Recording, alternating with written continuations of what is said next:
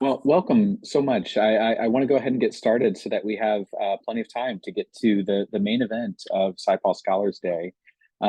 Because this is the culmination of the 6 weeks worth of bootcamp work that everyone has done as scholars, I want to first just make sure that I have a chance to welcome those that are either tuning in live or watching a recording in the future of our essentially our pitch competition for the SciPol Scholars Fall 2023 cohort.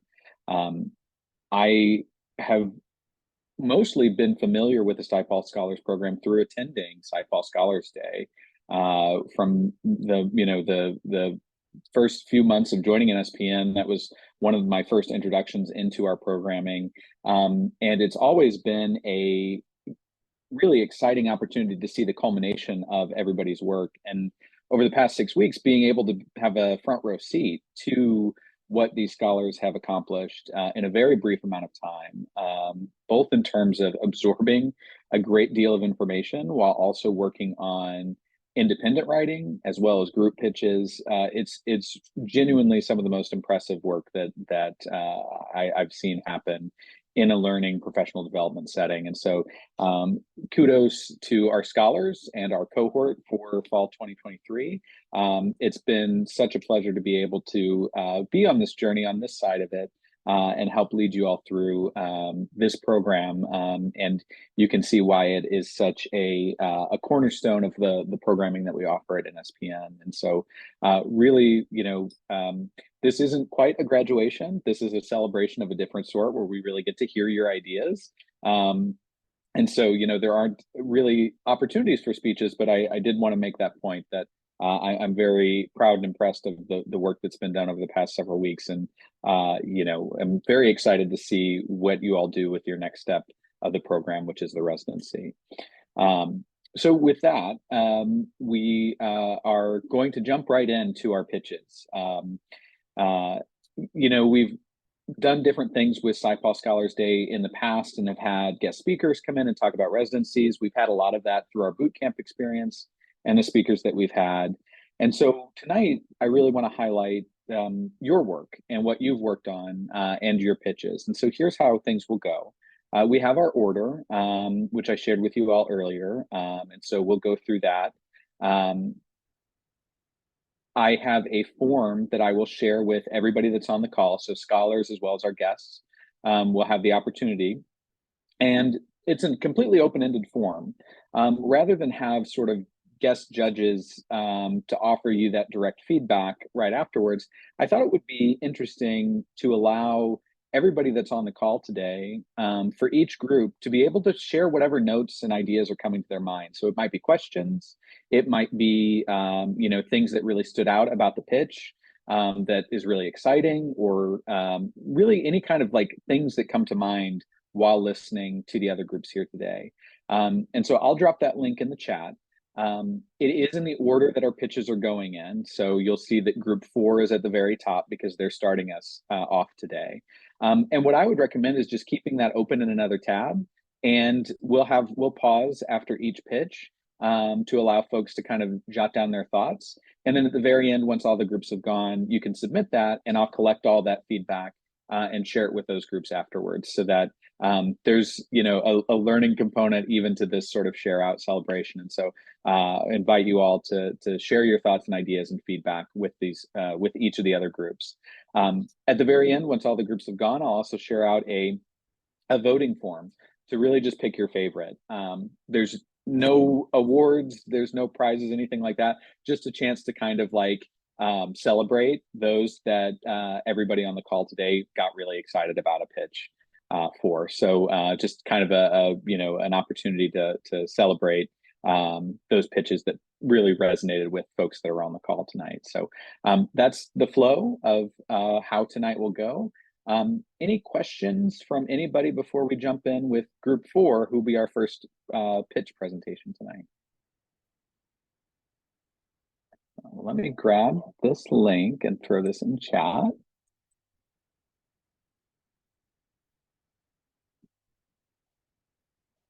And I'll give group 4 a chance to get their get themselves ready so that they can take over from here. Okay, hello everyone. We are Team AAAS. Today our pitch is about Indigenous healthcare access in the Southeast U.S., and we are addressing this pitch to the Congress, in particular the Georgia Representative Sanford Bishop Jr.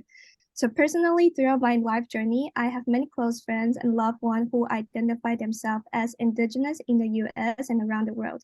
This is why it got me interested in exploring this topic a little further. So we understand we cannot really represent the voices of Native Americans, but we recognize that it is important to bring in the voices and the need of this community.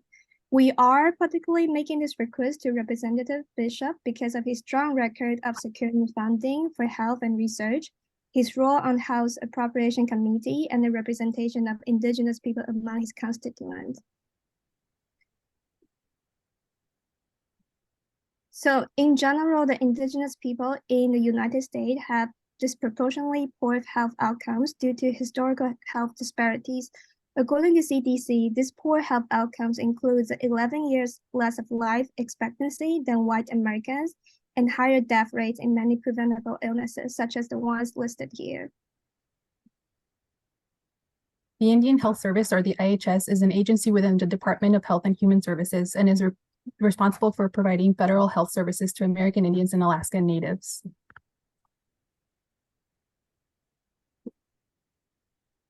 To do this, IHS facilities are located throughout the United States. Here, shades of pink represent the number of American Indians, Alaskan Natives living in each state, and the numbers within the state lines represent the current number of IHS facilities in that state. By providing targeted healthcare programs, the IHS is addressing health disparities experienced by the population, helping improve their health outcomes, and working to increase their representation within the healthcare system. However, there remain challenges to be addressed. IHS is chronically underfunded. Compared to Medicare and Medicaid, IHS received 68% and 50% less government funding per recipient in 2019. IHS faces continuous high vacancy rates. About 30% of IHS physician positions across the U.S. were vacant in 2018. And IHS faces deteriorating infrastructure. The U.S. Government Accountability Office released a report earlier this month showing, among other things, that over 60% of IHS medical buildings are in fair to poor condition. This may be because the average age of IHS facilities, according to the IHS 2016 Facilities Needs Assessment Report, is 40 years compared to that of general U.S. hospitals, which is 10.6 years. Now, going back to this map, you may have noticed that the majority IHS facilities are located in the West. In the West, there is one facility for about every 4,000 residents. In the East, there is one facility for about every 30,000 residents. Besides dealing with funding and staffing issues and aging facilities, residents in the Eastern U.S. face an additional hurdle because of their geographic location. So in order to address this issue of just health inequity and the right to good health care, particularly in the Eastern U.S. for Indigenous populations, we would like to recommend that the House Appropriations Committee add dedicated funding to the Indian Health Services, specifically earmarking this for a health needs assessment for Indigenous populations that will be originally piloted in Georgia and is intended to be expanded to the rest of the Eastern U.S. This assessment should evaluate health needs as expressed by Indigenous groups through firsthand dialogue. This project should also assess what current resources are available to the IHS and within Georgia that can already be used and perhaps better utilized, and provide recommendations that include an economic impact analysis to identify economically feasible solutions as well. So who should be involved with this? This project, of course, should involve the Indian Health Services, as they would be the ones ultimately carrying out the solutions, but also should involve the Georgia Council on Indian Concerns, which represents Native voices in Georgia, as well as the CDC located in Georgia for their epidemiological and health research expertise. And of course, how this should be assessed is crucial. We believe that this assessment should be done using a community-based participatory research framework, which has been shown to be a very equitable and effective way to understand the true needs of a community. Altogether, the needs assessment we are proposing for the Indigenous populations in Georgia will amplify the needs of Indigenous communities currently present. It will identify effective allocation of IHS services in Georgia to improve Indigenous health outcomes and create a template for assessing the health needs of Indigenous populations across the Eastern US to efficiently address this health inequity. Thank you so much for your time.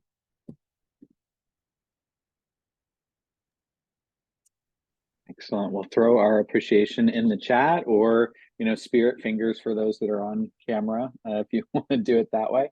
And then feel free to take a few seconds to add some notes, questions, other feedback that you'd like Group 4 to know. But well done. Thank you so much for kicking us off this evening. I think Group 5 is next, so I'll give you some time to set up while folks are adding some thoughts into that form. And then Group 5, whenever you're ready, feel free to take it away. Okay.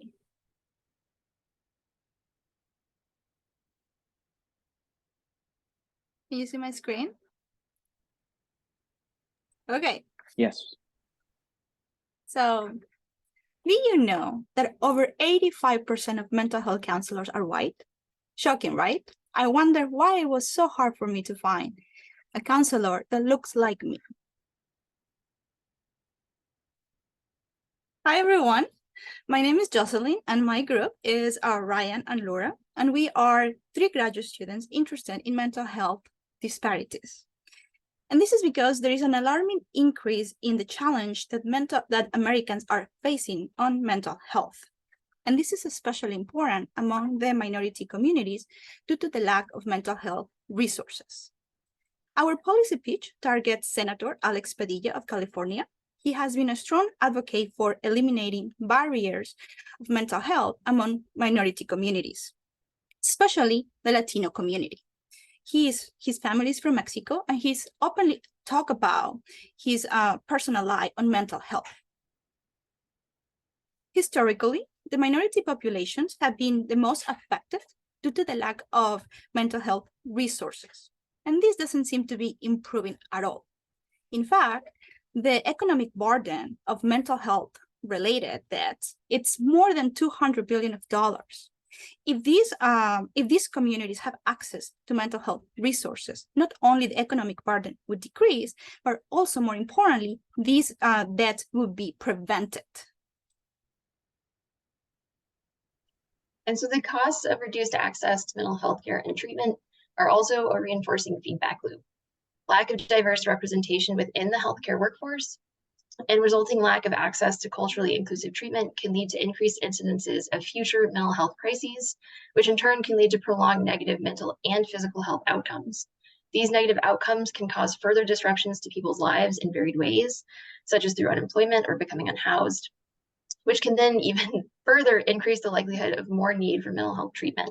And if this treatment is not available, the cycle can start again.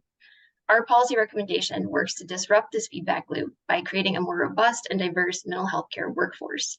Specifically, we're targeting the part of the feedback loop on your screen within the green circle on the top right. And the next slide.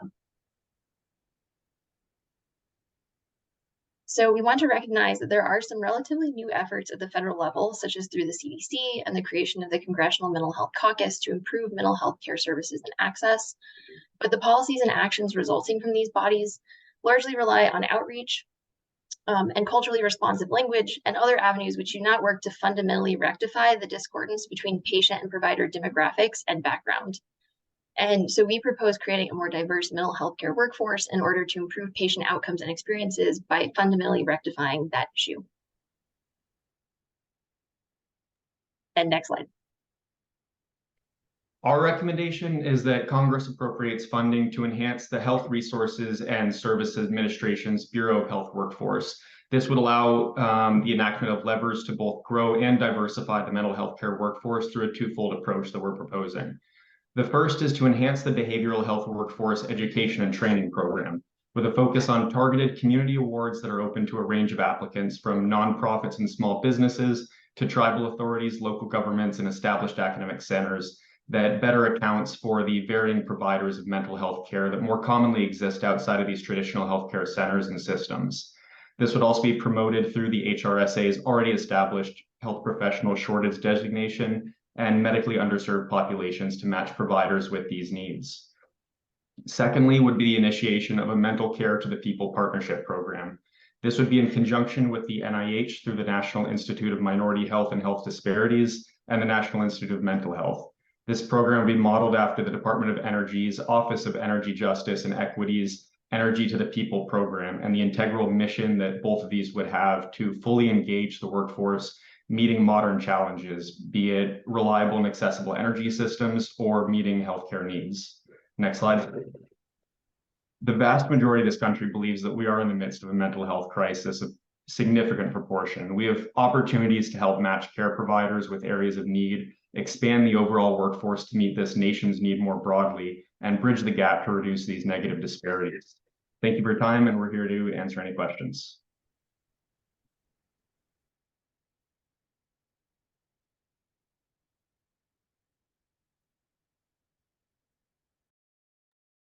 Excellent. Give our next group time to get set up while we show our appreciation. Great job. Thank you, group 5. And group 3, whenever you are ready, you can take over screen sharing and take it away.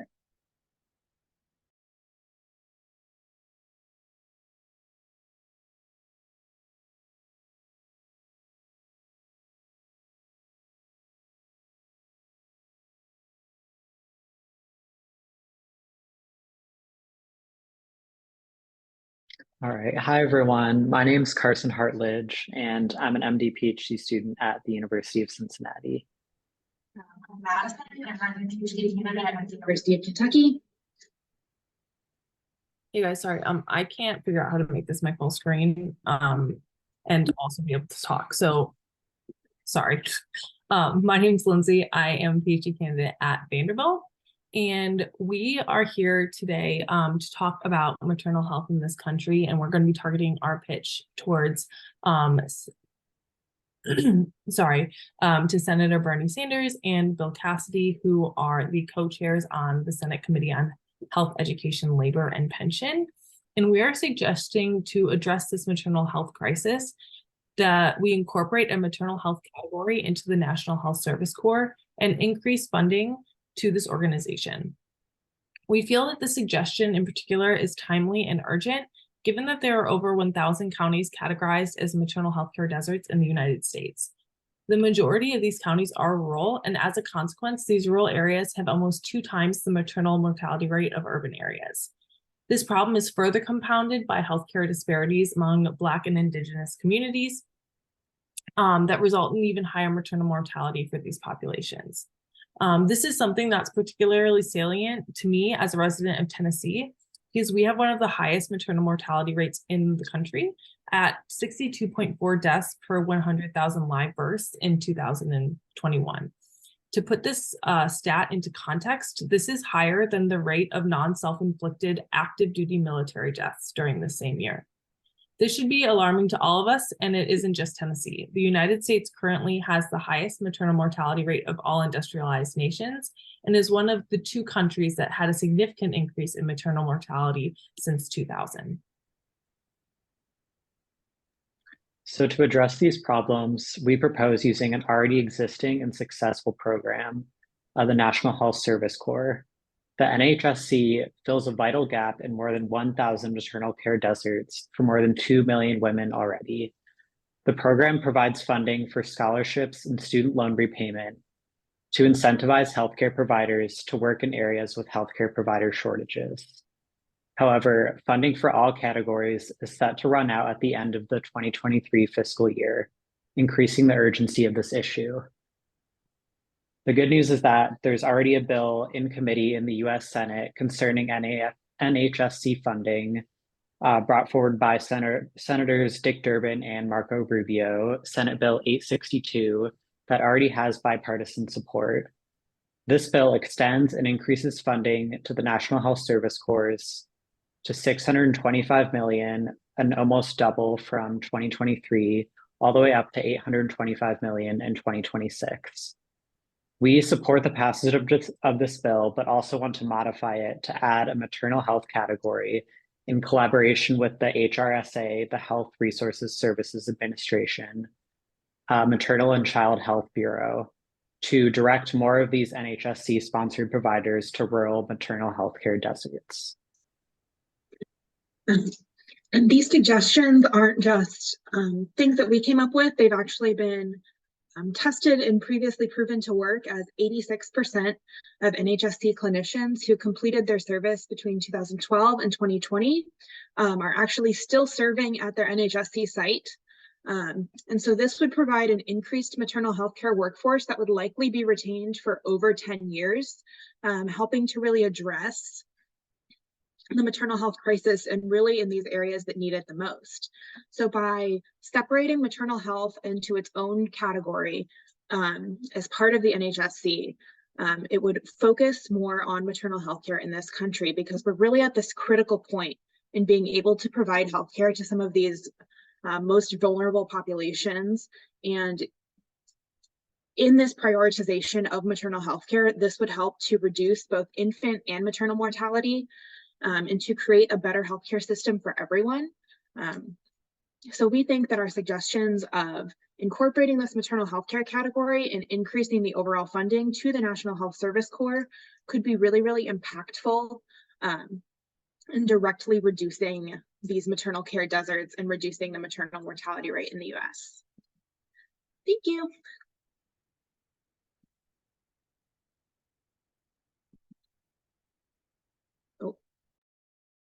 Excellent. Thank you. Well done, Group 3. Congratulations. Well done.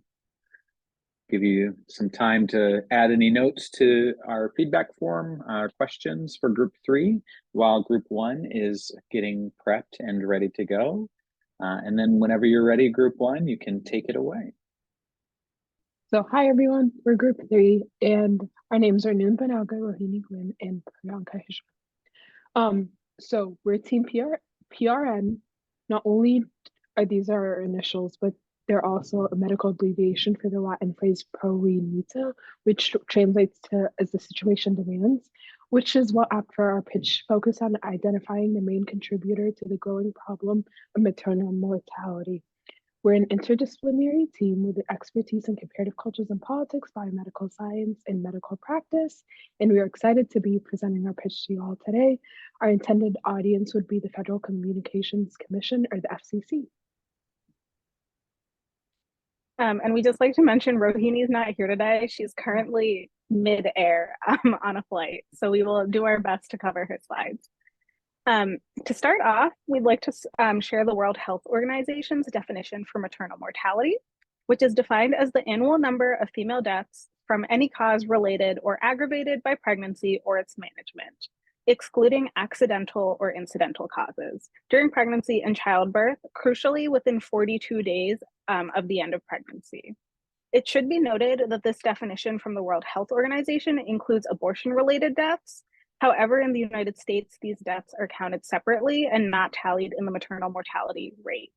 We mention this to emphasize that the growing rates of maternal mortality in the US are grossly undercounted. To expand upon this, the US performs poorly in terms of maternal mortality rates when compared to other industrialized nations, with an estimated 23.8 deaths per 100,000 members of the population. On average, maternal mortality in the United States is occurring greater than 5 times more frequently than other comparable industrialized nations, as shown in this graph here from the CDC. We also expect that the Dobbs decision, which was passed last year, to continue to worsen existing maternal mortality rates in the US. But according to experts, it could take years for data to observe this trend. However, this graph here shows that after Roe v. Wade was legalized, we see a steep drop off in the rates of maternal mortality. So we almost expect this graph to flip after the Dobbs decision. We'd also like to highlight that maternal mortality rates vary across several factors that range from pre-existing conditions in patients, their experience with providers, social determinants of health, and structural factors, including education and access to quality care. A study conducted in 2021 showed that maternal mortality rates increased with maternal age, lower income, lower educational attainment, marital status, urbanization level, and racial disparities in healthcare during labor. The racial disparity aspect is one of the most alarming to see, with Black pregnant mothers having almost 3 times higher rates compared to white counterparts in the United States, which indicates the need to assess what current policies are looking to address and improve maternal mortality rates and what policies can be improved. And then based off what Priyanka just stated, we kind of looked at the available policy and decided to focus in on, sorry, it's not showing up in the slide because it can't be fully seen for some reason. So we are looking at the Data Mapping to Save Moms' Lives Act, which was approved in Congress in 2022. So this act directs the FCC to incorporate publicly available data on maternal mortality and serve maternal morbidity into the agency's mapping broadband health in America's platform in consultation with the CDC. So it's aimed at increasing the quality of maternal care and reduce the prevalence of poor maternal health outcomes by generating maps that provide insight on the intersection of broadband and maternal health. As we stated, maternal health mortality rates have been especially high and critical. That's why telehealth resources need to be deployed. The Act collects data on 3 levels, but as we stated, it is unequal. And then there's structural, social, provider factors that affect how the data is collected. So these 3 levels are the national, state, and county, but they're not effectively utilized as there's so many rural areas that are not accounted for in this data collection. So our policy pitch, if you can move to the next slide, is we propose partnering with providers and community health workers to provide training to be able to contribute to standardized data collection with an emphasis on identifying structural barriers that lead to desperate maternal mortality rates within the United States. So why community health workers and providers? These are key informants that serve as cultural brokers that will be able to access mothers and collect more accurate statistics. Additionally, they'll be able to work with communities that the platform is not able to reach and represent due to the lack of standardized access and outreach. This will be more cost effective as community health workers and communities involved will be able to gather data that they already work with. Therefore, by collecting more accurate data, scientists and policymakers will be able to make more sound decisions that affect the inequitable access to healthcare barriers that mothers face.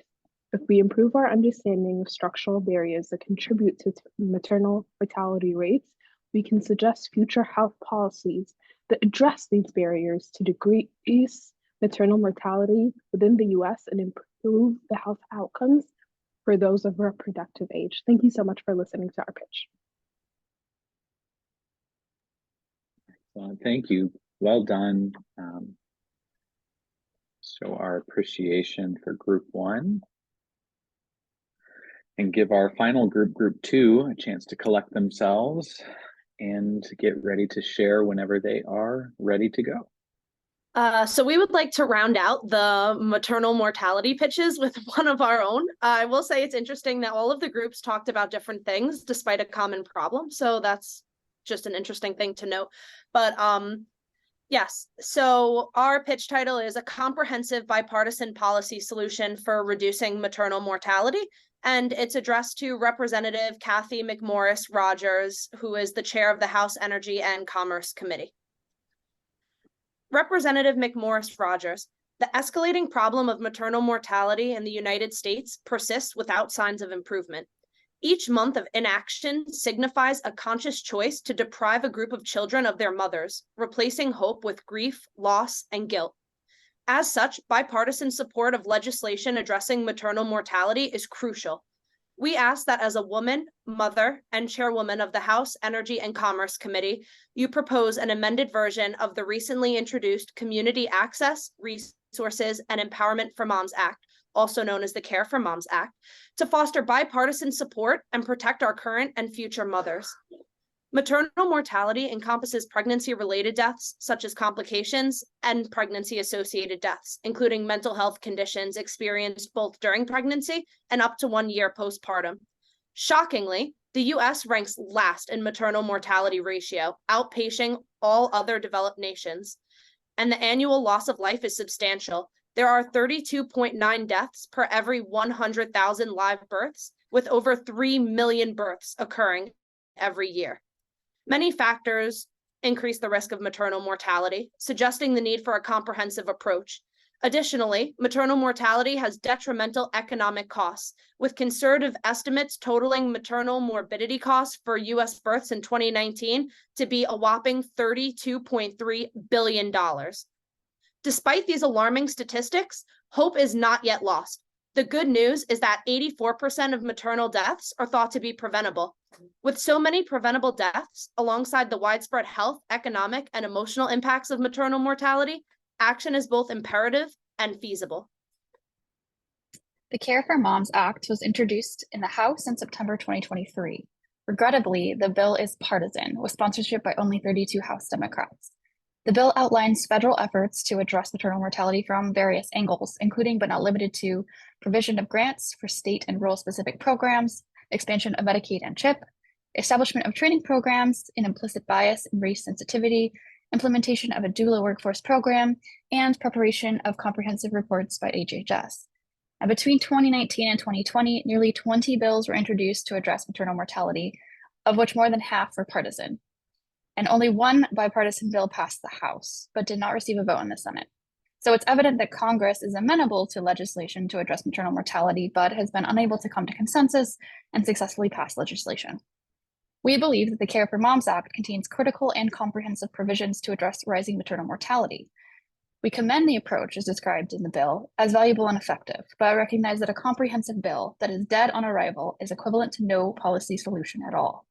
We are of the opinion that a comparable bill addressing crucial aspects of maternal mortality while simultaneously lowering overall expenses and empowering states will prove equally effective and garner greater bipartisan support. For this reason, we propose the following amendments to the Care for Moms Act. First, we propose an amendment to introduce work requirements and/or fraud protections for WIC. To protect funds and resources from fraud and abuse, it is sensible to institute requirements that ensure those receiving resources are actually those who are in need. To achieve this, we believe it would be acceptable to allow states to decide on WIC work requirements as a state-centered alternative to increasing federal control over needed resources. This work requirement would also ensure economic activity to put back the funds that were spent on the WIC program. Second, we propose an amendment to eliminate funding for implicit bias training. Research has highlighted a lack of evidence showing such training changes a professional's behavior and attitude long-term, or that addressing implicit prejudices improves health outcomes.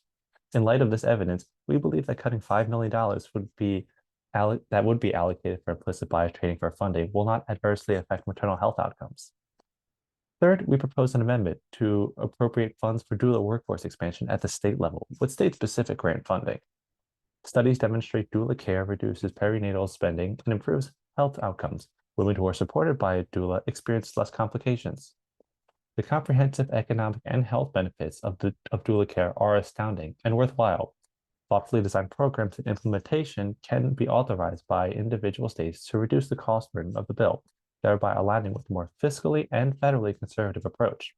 This additionally offers state flexibility in program management and individual policies as it relates to family planning. In conclusion, we are requesting a Republican-led effort for specific amendments to legislation combating maternal mortality. The recommended amendments to the Care for Moms Act supports a more conservative approach that still ensures support and appropriate care for mothers and children. The consequences of impassable legislation are quite literally deadly. Representative McMorris-Rogers, we request your efforts in serving as a continuing champion for mothers and infants through your support of an amended Care for Moms Act. Thanks. Well done. Thank you for rounding out our pitches this evening. Let's show our appreciation for group 2, who are emojis or spirit fingers or in the chat. Well done, everybody. Really impressive round of pitches. Like I said, I've been able to participate as a viewer in SciPol Scholars Day the last several cohorts. And so to see the culmination of your work is really exciting, and I really appreciate all the effort and time and energy that you all have put into developing these pitches, alongside individual writing that you've been doing, alongside thinking about residencies, alongside all the other practice that we've done as part of the boot camp, and to come to a point where you have this product as well to share, I think is really impressive. And so we'll do some wrap up, but I want to give folks just a little bit of time to continue to share their thoughts in that form. Whatever feedback you have for each of those groups as they presented, or if you have follow-up questions, things like that, put it in there as things for them to consider. I think that feedback will be really useful and really helpful. And once you get something in there for the groups, you can go ahead and submit that form. And I'm going to share in the chat an additional form as well. This is just voting on your favorite. So this is really just a chance to kind of see if one of these pitches resonated with our audience, this evening in particular, and to just be able to kind of highlight and celebrate, one that there's some consensus from the audience on. And so that's something that we'll follow up with and be able to share out and celebrate. I do think, for those that are watching that didn't participate in the program and are maybe new to SciPol Scholars, these pitches are done in groups, through half of the boot camp, where groups are talking and deciding and picking their ideas based on their shared interests, their areas of expertise, and things that they want to get involved with. So I think it is really interesting that there's a topic area that 3 of 5 groups identified as one that they wanted to spend their time around, and that there are 3 distinct solutions addressing that problem. And so I think it's an interesting result of this type of work, that we get to see these ideas come to life in a way that don't always get the chance to have this level of collaboration. And so I think that's really exciting work. And again, I applaud you all for what you've put into it. I do want to give folks a chance while you're finalizing your those survey links and kind of voting on a favorite. But if anybody had any questions, either from the audience or from other scholar groups for any of the groups that presented tonight, anything in particular that's like a burning question about whether or not it's something that they looked into in their research or in their proposal, I want to give a few minutes of time, since we have some time, to anybody that has those questions. Otherwise, feel free to just include it in that feedback form as well.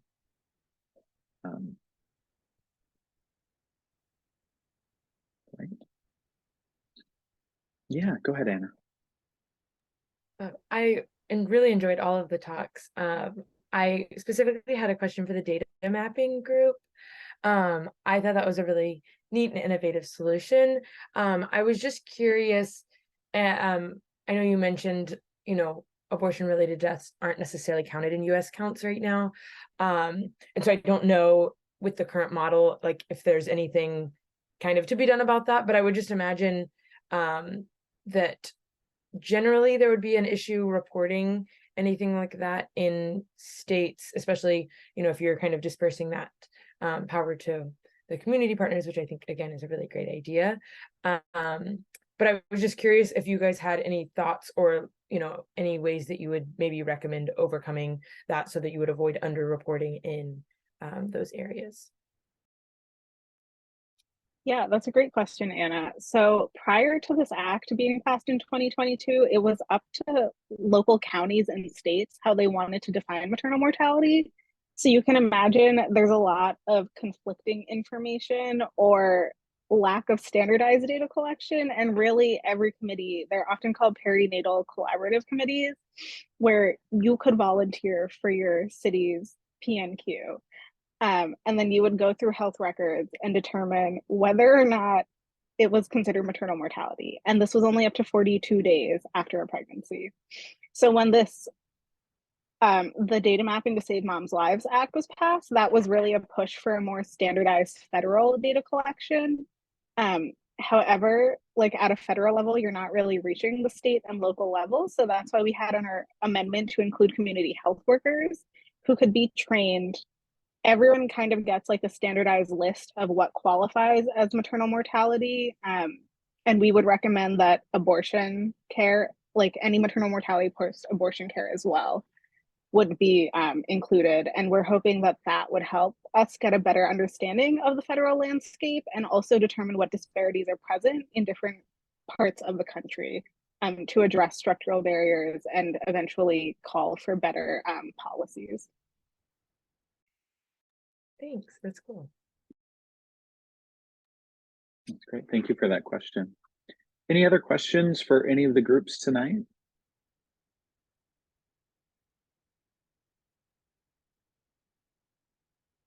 Well, with that, I want to just again thank folks for joining, whether live or watching the recording later.